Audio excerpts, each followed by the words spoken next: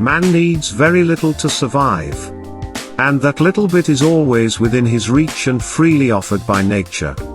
This is where everything starts, from the primary needs. Contentment and pleasure should come with the satisfaction of these needs.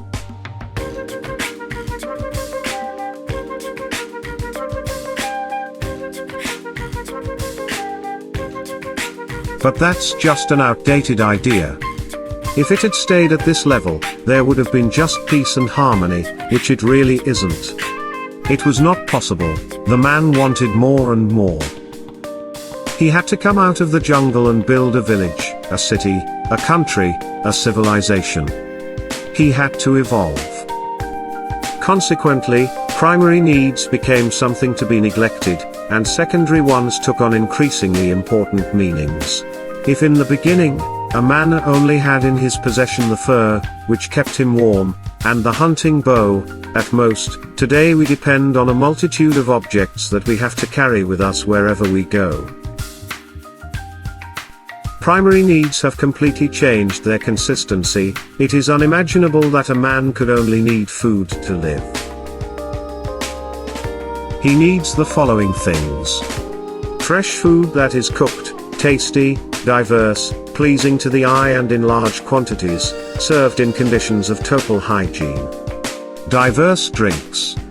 Clothes and shoes for all seasons and times of the day.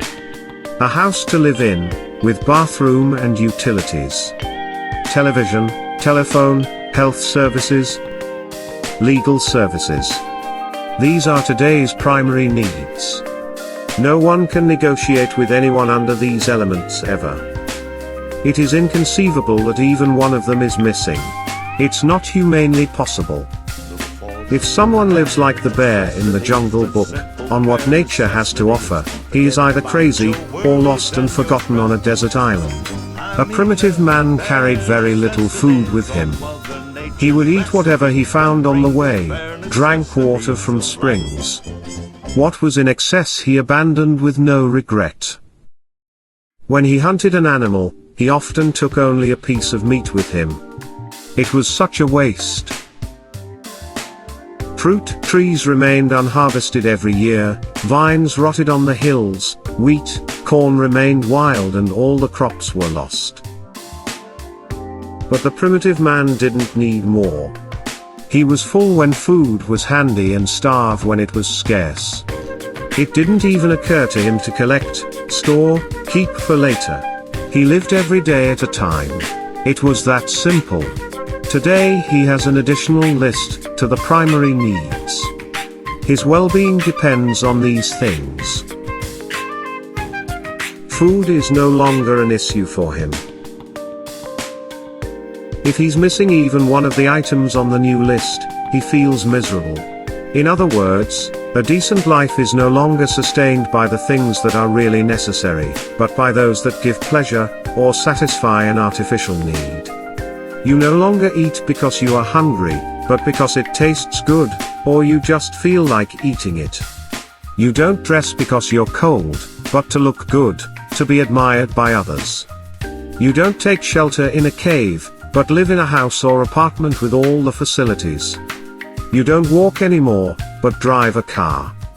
Necessity has been almost totally replaced by pleasure, immediate satisfaction, comfort.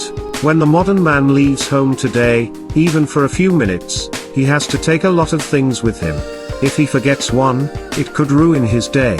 His fridge always has something to eat in it, the closet is full of clothes, the house is loaded with furniture. He collects everything he can, everything he likes, and stores it.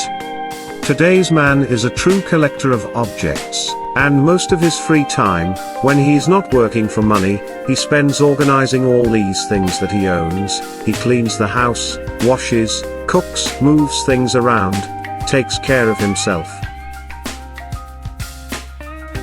Meanwhile, nature looks upon him from above, undisturbed and unchanged, just like before.